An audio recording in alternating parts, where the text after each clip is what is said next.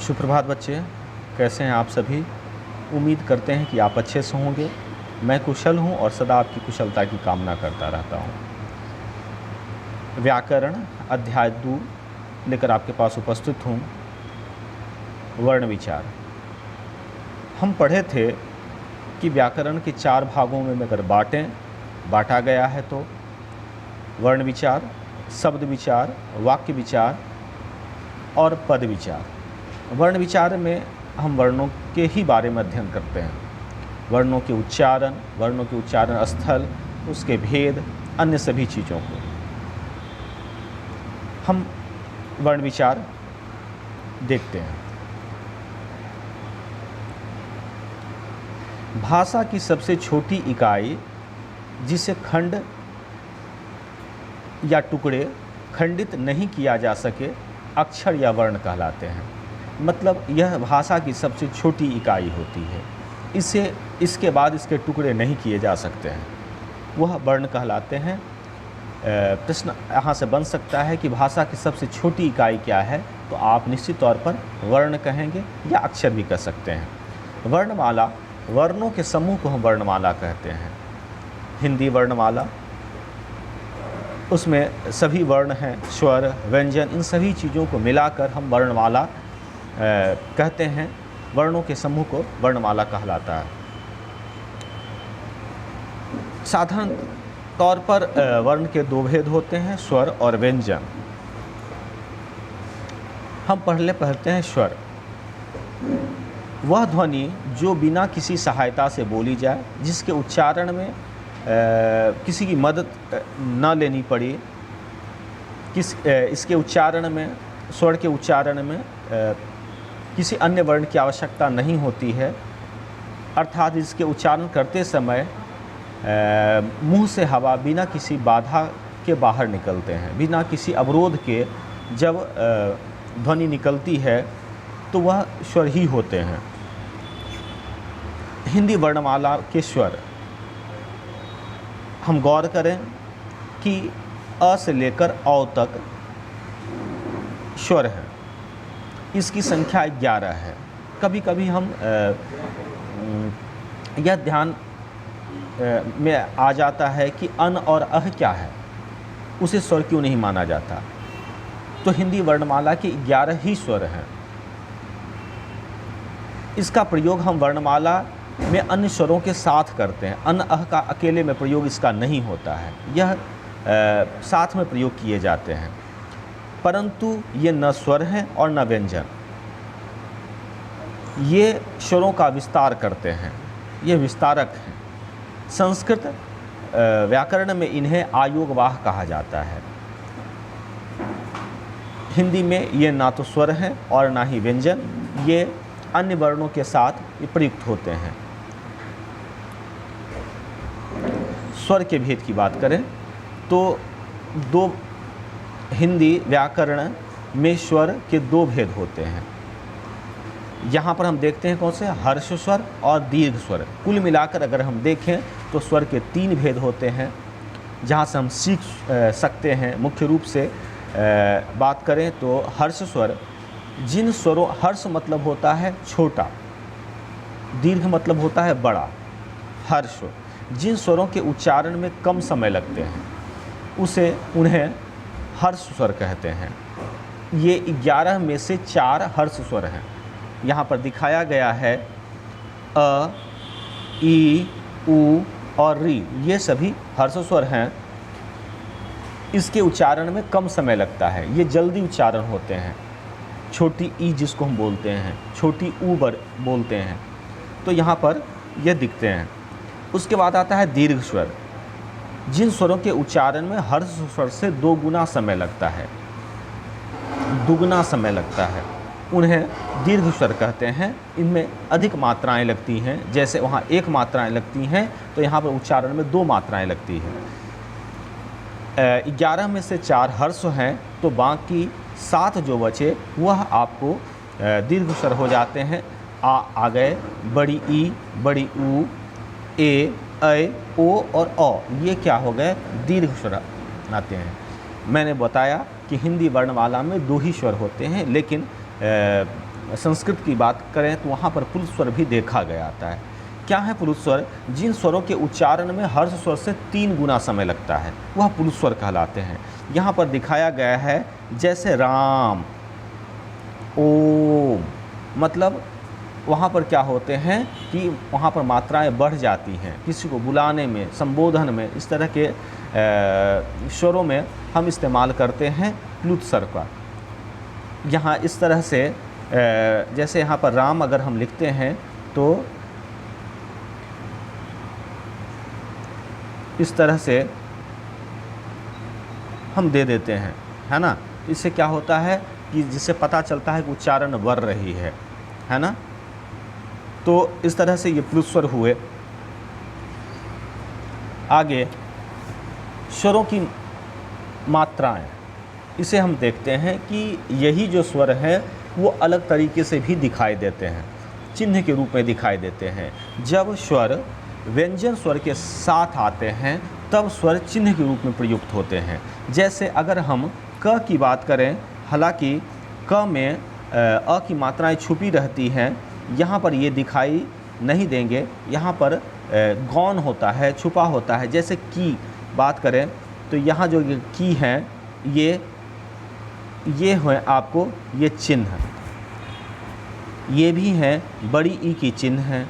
छोटी ऊ के इस तरह से लिखे जाते हैं, बड़ी ऊ के इस तरह से लिखे जाते हैं। हर्ष, छोटी को हम हर्ष कहते हैं, बड़ी को हम दीर्घ कहते हैं, दीर्घ ई, दीर्घ ऊ, है ना। तो जब स्वर व्यंजनों के साथ प्रयुक्त होते हैं, अब ये अकेले ये दिखेंगे। जैसे ऊ की अगर बात करें, छोटी ऊ की बात करें तो ये हम इस तरह से लिखते हैं, लेकिन जब व्यंजन के साथ आते हैं तो ये इस तरह से हो जाते हैं। तो व्यंजन के साथ जब स्वर आते हैं तो वो चिन्ह के रूप में प्रयुक्त होते हैं, जिन्हें मात्राएं कहते हैं।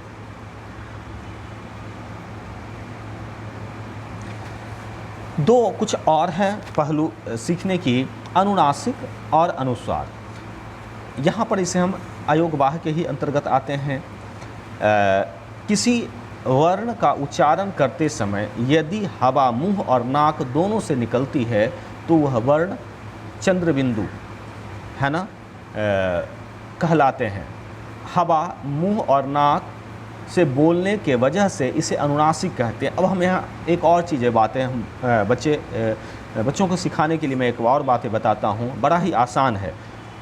इसे चित्र के रूप में थोड़ा सा समझें कि जब हवा मुंह, ये हो गया मुंह, है ना, अगर नहीं हुआ तो अब तो निश्चित तौर पर हो गए, ये मुंह हो गया, और ये हो जाएंगे नासिका के ये छिद्र है, ये नाक हुए। तो जब हवा मुंह और नाक दोनों से निकलती है तो यह हो जाते हैं अनुनासिक। यहाँ चंद्रबिंदु का प्रयोग किया जाता है। जैसे आँख, आँख के उच्चारण में क्या होता है, हवा मुंह और नाक दोनों से निकलती हैं, तो ये निश्चित तौर पर हम इसे मुंह मानते हैं और इसे नाक रखते हैं। तो हम ऐसा कह सकते हैं कि चंद्रबिंदु का प्रयोग वहाँ होगा जहाँ हवा मुंह और नाक दोनों से निकलती है। अच्छा, अनुस्वार का, जहाँ हवा केवल नाक से निकलती है, यानी यहाँ पर हम क्या किए हैं, नासिका छिद्र का सिर्फ अनुस्वार का प्रयोग किए हैं। ये नाक के ये आप नाक के छिद्र हैं ऐसा मानते हैं, याद रखने के लिए इस तरह का बातें हम करते हैं बच्चे। तो यहाँ पर केवल हवा नाक से निकलती है, वहाँ पर अनुस्वार का हम प्रयोग करते हैं, है ना। अच्छा, ये अनुस्वार क्या होते हैं, ये कहीं पर अगर है, जैसे आँख की हम बात करें, ये आँख नहीं, कंठ की बात करें, कंठ, ये जो अनुस्वार हैं कन, क्या होते हैं, जीभ मुंह के हवा को रोक लेती है और सिर्फ नाक से निकलने देती है, तो यहाँ पर केवल नाक से हवा निकलती हैं। और कंठ हैं, तो ये जो अनुस्वार होते हैं ये अगले आने वाले जो वर्ण होते हैं उनका पंचम होता है ना। तो जैसे अनुस्वार के बाद जो वर्ण आए हैं वो ठ है, और ठ का पंचम होता है टवर्गी न, है ना। तो ये जो होते हैं, ये आने वाले जो पंचम होते हैं वही अनुस्वार बनता है, ऐसा देखा गया है, ऐसा विद्वानों का मानना है। तो अनुनासिक और अनुस्वार हमने समझा कि जहाँ हवा केवल नाक से निकलती है वह अनुस्वार होता है, और जहाँ हवा मुंह और नाक दोनों से निकलती है, वहाँ चंद्र बिंदु का प्रयोग करते हैं। व्यंजन की बात करें तो व्यंजन का उच्चारण स्वर की सहायता से होती है। बिना स्वर की सहायता से व्यंजन का हम उच्चारण नहीं कर सकते हैं, उसमें स्वर की मदद लेनी ही पड़ती है। व्यंजन का उच्चारण करते समय हवा, जहाँ पर हम देखे थे स्वर के उच्चारण में हवा बिना अवरोध के बाहर निकलती है, वहीं पर व्यंजन के उच्चारण करते समय हवा मुंह के भीतर हवा जीभ, होठ, दांत, तालु, कंठ यानी मुंह के किसी भाग से वह रुककर निकलती हैं। यह जो जीभ, तालु ये सभी हवा को रोकते हैं उच्चारण करने के लिए, तो यह व्यंजन कहलाते हैं। और व्यंजन की उच्चारण इस प्रकार होती है, जब हवा मुंह, कंठ, तालु, जीभ इन सभी के रुकावट के चलते हम व्यंजन का उच्चारण करते हैं या रुकावट होती है, उसे हम व्यंजन कहते हैं। प्रत्येक व्यंजन के उच्चारण में अ का स्वर का प्रयोग किया जाता है। साधारण जो भी व्यंजन आए हैं, जैसे कवर्ग क ख ग घ, चवर्ग च छ ज झ, कोई भी व्यंजन है उसमें अ हम ऐसा कह सकते हैं, हमने बताते दौरान बच्चों को बताया है कि ये स्वतंत्र रूप से खड़े नहीं हो सकते। जैसे ये व्यंजन, अगर हम व्यंजन का रूप करें तो ये हो गए च, ये है व्यंजन, और इससे उच्चारण के लिए इसमें अ जब तक ये नहीं मिलते हैं, ये स्वतंत्र रूप से खड़े नहीं हो सकते हैं, है ना। इससे दिख भी रहा है कि इसके नीचे चोट लगी हुई है और यह खड़े भी नहीं हो सकते। मैं बच्चों समझाने के लिए सिर्फ ये ऐसा बता रहा हूँ। और अ के साथ स्वर मिलने से यह क्या हो गए, ये स्थिति में आए, स्वरूप में आए और व्यंजन के रूप में आए, है ना। तो यहाँ पर जो भी व्यंजन होते हैं उसमें स्वर की आवश्यकता होती है। जिन व्यंजनों के, अब यहीं पर बात करते हैं, व्यंजन के 3 भेद होते हैं, स्पर्श व्यंजन, अंतस्थ व्यंजन और उष्ण व्यंजन। स्पर्श व्यंजन, जब जिन व्यंजनों के उच्चारण करते समय जीभ मुंह के किसी भाग से स्पर्श करती है, जब हवा निकलती है तो जीभ या मुंह उसको स्पर्श करते हुए, छूती हुई जब हवा निकलती है तो वह स्पर्श व्यंजन कहलाते हैं। इसमें जितने भी हैं, कवर्ग, चवर्ग, पवर्ग, टवर्ग, तवर्ग, ये सभी इस वर्ग में आते हैं। कहीं कंठ से स्पर्श होकर निकलती हैं, कहीं तालु से स्पर्श होकर निकलती हैं।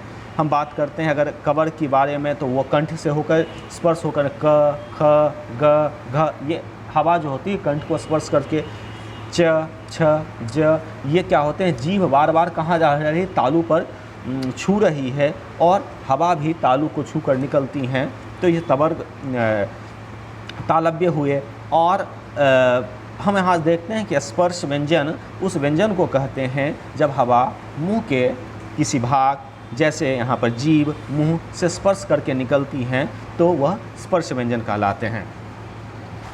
उसके बाद आता है अंतस्थ व्यंजन। अंतः जो अस्थ, मतलब अंदर में जो स्थित हो। जिन व्यंजनों के उच्चारण में जीभ मुंह के किसी भाग को पूरी तरह स्पर्श नहीं करती है ना।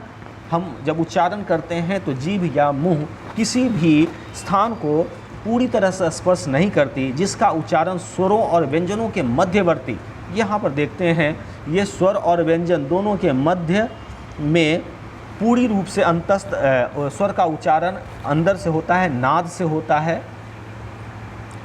उसके बाद स्पर्श व्यंजन हम क्या करते हैं, मुंह को छूकर निकलती हैं, मुंह के भागों को छूकर निकलती हैं। ये जो होते हैं ये स्वर और व्यंजन ये दोनों के बीच का होता है, यानी यहाँ से ये निकलते हैं, मध्यवर्ती भाग से निकलते प्रतीत होता है ऐसा, ना ये स्वर और ना व्यंजन, यह दोनों के मध्यवर्ती से निकलते हैं, इसीलिए अंतस्थ व्यंजन कहलाता है यह। और स्वर व्यंजनों, स्वर तथा व्यंजनों के बीच होने के कारण इन्हें अंतस्थ कहा जाता है। इनकी संख्या केवल 4 है, य, र, ल, व, मतलब व कहते हैं तो लगता है कि यह उच्चारण बिना किसी स्पर्श के होकर निकलती हैं, स्वर की तरह उसका उच्चारण य, र, मतलब विशेष स्पर्श नहीं करती है। अब विशेष स्पर्श न करने के कारण इन्हें अंतस्थ व्यंजन में रखा गया है। इन्हें स्वर और व्यंजन के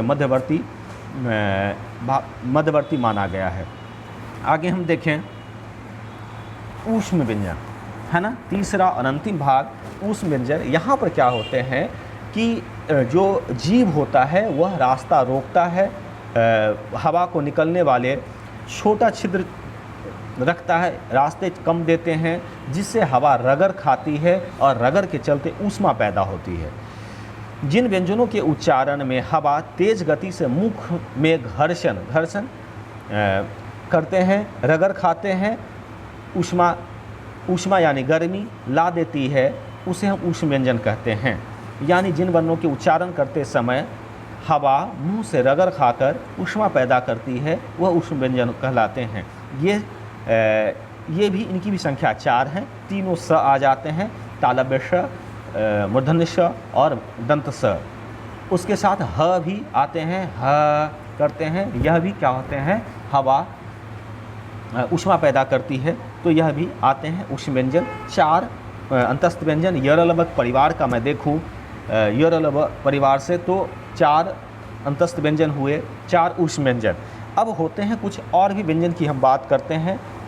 संयुक्त व्यंजन होंगे, फिर द्वितीय व्यंजन होंगे, इसे भी हम सीखते हैं। संयुक्त व्यंजन, इन्हें संयुक्त व्यंजन कहा जाता है इस कारण कि ये दो व्यंजनों के मिलने से इसका उच्चारण होता है, इसीलिए इसे संयुक्त बोलते हैं। संयुक्त मतलब मिला हुआ, दो वर्ग के व्यंजनों, दो व्यंजनों से मिलकर बनते हैं। जैसे अक्ष, त्र, ज्ञ, अस्र। अक्ष की बात हम करें तो यहाँ पर क, हलंत, स। और भी अच्छे से इसे हम टुकड़े करें तो अक्ष का उच्चारण जब होता है ना, तो इसे हम और गौर से अगर देखें तो हो जाता है यहाँ पर क हलंत और मूर्धन्य श। यह भी हलंत ही होंगे क्योंकि इसके साथ अ छुपा हुआ होता है ना, अ स्वर लगे होते हैं। तो इस तरह से अक्ष हो गया, त्र हो गया, त्र में क्या होते हैं, त हलंत, र हलंत और अ, ज्ञ, ज हलंत, य हलंत और अ। स्र, जैसे स्र होते हैं तो यहाँ पर हम क्या देखते हैं, यहाँ श हलंत, तालव्य श हलंत और र हलंत और अ, ये बनाते हैं स्र। तो ये सभी क्या हैं, ये कहलाते हैं आपको संयुक्त व्यंजन। आगत स्वर, इसे भी सीखते हैं। और हिंदी की खूबसूरती, मैं बीच बीच में बच्चों को मैं बताता रहता हूँ कि ये हिंदी की खूबसूरती है कि तमाम भाषाओं को अपने में ये समा लेती है ना। इसीलिए इतनी खूबसूरत हिंदी मानी जाती है। अरबी आई, फ़ारसी आई, अंग्रेज़ी आई, है ना, तो हम आसानी से हम बोल पाते हैं हिंदी। इसमें अंग्रेज़ी शब्दों का भी हम प्रयोग कर लेते हैं। तो अरबी, फ़ारसी, अंग्रेज़ी भाषाओं से कुछ शब्द आए हैं जिसे आगत मतलब आना। तो जैसे यहाँ पर हो जाएगा, अंग्रेज़ी से आए हैं, जैसे डॉक्टर में ये जो आने का ये जो आया हुआ है ना, ऑयल, ये अंग्रेज़ी से आए हैं। नुक्ता वाले हों, ये ज हो जाते हैं, ये नुक्ता वाले, ये अरबी से आए हैं। तो तरह तरह के अन्य भाषाओं से भी शब्द आए हैं। उन शब्दों को हम क्या कहते हैं, आगत स्वर कहते हैं, है ना। जैसे यहाँ पर मैंने बताया अ, ज, फ, इन सभी चीज़ों में नुक्ता पता चल जाएंगे आपको आगत स्वर वाले। अंग्रेजी, फ़ारसी या अन्य भाषाओं से जो हिंदी में आए हैं उन भाषाओं को हम क्या कहते हैं, आगत से। संस्कृत नहीं, इसकी संस्कृत तो संस्कृत से ही तो हिंदी की आगमन हुआ है, तो इसे हम संस्कृत नहीं रखते हैं। अंग्रेजी और अरबी, फ़ारसी के लिए मैं बात करता हूँ। डॉक्टर हैं, कॉलेज हैं, यहाँ पर दिखाया गया है।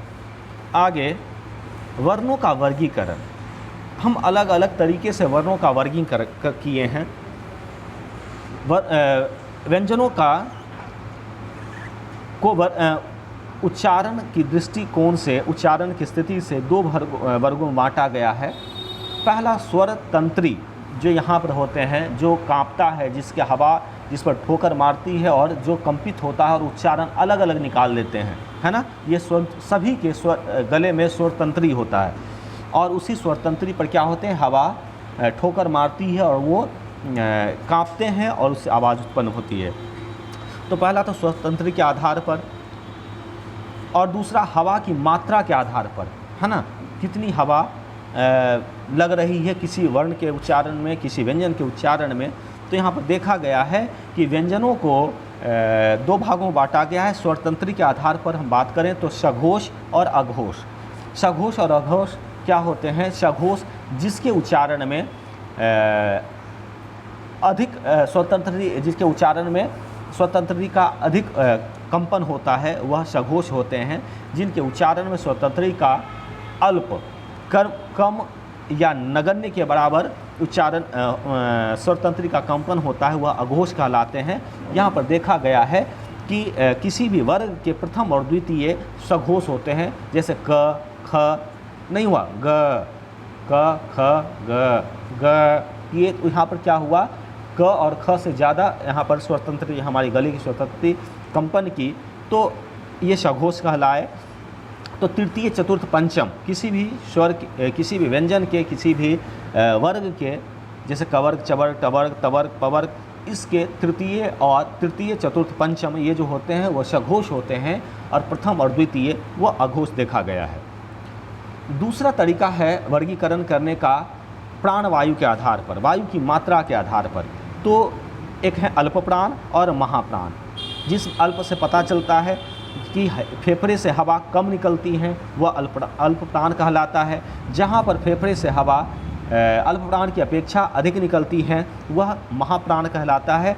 तो क, घ, अंग ये सभी अल्प प्राण के हैं उदाहरण। आप पुस्तक को देखेंगे, आप आकलन करेंगे, पुस्तक में इन सभी बातों की चर्चा की गई है।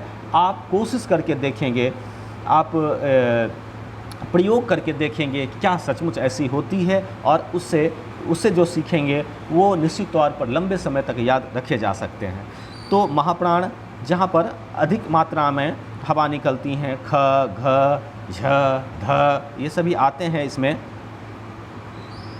जी बच्चे, एक और है द्वितीय व्यंजन। हम कभी कभी देखते हैं क्या कि एक ही व्यंजन का दो बार उपयोग दिखाया गया। कच्चा है ना, धक्का, कुत्ता, पक्का। जैसे यहाँ पर पक्का की ही बात अगर लेते हैं, आधा क है, फिर पूरा क है। एक ही व्यंजन यहाँ पर दो बार आए हैं, इसी को हम क्या करते हैं? मक्का। इसी को हम कहते हैं द्वितीय व्यंजन, है ना, कोई विशेष नहीं है, इसका एक नाम दिया गया है द्वितीय व्यंजन। एक बहुत ही विशेष चीज़ें हैं पढ़ने के लिए, वर्ण विच्छेद। आगे की भी कक्षाओं में ये पढ़ने के लिए मिलेंगे, इसे सीखना अत्यंत ज़रूरी है। वर्णों को यहाँ पर पहले इसकी परिभाषा को हम समझें कि शब्द में प्रयुक्त विभिन्न वर्णों, स्वर या व्यंजन कोई भी को अलग अलग करके लिखना वर्ण विच्छेद है। वर्णों का विच्छेद, वर्णों को अलग अलग करना ही वर्ण विच्छेद है ना। जितने अलग हो सकते हैं, आप जानते ही हैं कि वर्ण सबसे छोटे शब्द को अलग अलग वर्णों के रूप में करना ही क्या है? वर्ण विच्छेद। यहाँ पर देखते हैं तो पता चल जाएगा एक साधारण सा। सबसे पहले हम बच्चों को भी बताए थे चाय। अब यहाँ पर हम देखते हैं क्या, बड़ा आसान शब्द है चाय। अब यहाँ पर क्या है? अब इसका हम वर्ण विच्छेद करेंगे तो क्या हो जाएगा? च अकेले नहीं है, इसके साथ आ स्वर आया है, तो च हलंत, और साथ ही साथ कौन आएगा? आ, तब जाकर ये चा हुए। समझ रहे हैं? यानी चा जो है वो अकेले नहीं है, वो च के साथ आ स्वर लगा है, साथ ही साथ आगे है य, तो य हलंत, और अ, यानी स्वर को भी अलग जब हम करते हैं तो वर्ण विच्छेद। वर्ण विच्छेद में हम वर्णों को बिल्कुल अलग अलग कर देते हैं, यह वर्ण विच्छेद कहलाता है। पुस्तक में बहुत सारे उदाहरण दिए गए हैं, आप उन्हें देखेंगे, अभ्यास करेंगे। जैसे यहाँ पर कोई भी अगर है शरबत की बात की गई है, तो यहाँ पर क्या है? श हलंत आया है, स हलंत आया है, इसके साथ अ छुपा हुआ है। अब शरबत, मैं इसे और बड़े अक्षरों में मैं करके दिखाता हूँ।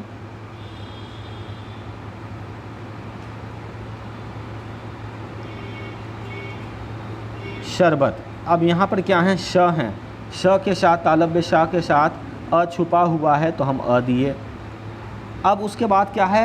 उच्चारण हम देखते हैं। शरबत, सर, र आया है पहले, लेकिन र की एक जो रेफ बनकर आते हैं र, यह आपको थोड़ा सा संशय पैदा करेंगे, कारण कि आने वाले जो वर्ण होते हैं उस पर ये रहती है। जैसे र का उच्चारण हुआ है यहाँ, र का उच्चारण हुआ है यहाँ, लेकिन ये आगे आने वाले वर्ण पर है ना।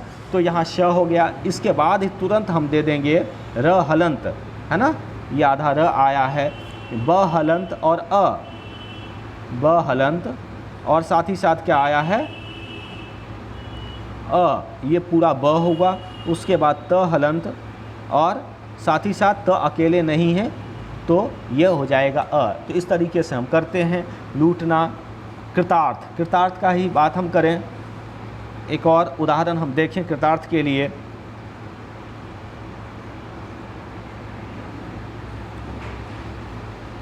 कृतार्थ में सबसे पहले क हलंत और री, क्री हो गया। उसके बाद हो जाएगा त हलंत, उसके बाद आ, उसके बाद कृता, र हो जाएगा, र हलंत आएंगे, है ना, र हलंत आएंगे और साथ ही साथ थ हलंत और अ। इस तरीके से ये पूरे हो जाते हैं कृतार्थ। तो बच्चे उम्मीद है आपने सीखा होगा। पुस्तकों का अध्ययन करें। स्वाध्याय सबसे बड़ी ज्ञान का केंद्र होता है। आप पढ़ें, उसको अनुभव करें, आप उसको उदाहरण के तौर पर देखें, प्रयोग करें और वीडियो देखें, तो निश्चित तौर पर आप में अच्छी ज्ञान की प्राप्ति हो जाएगी। धन्यवाद बच्चे आप सभी का।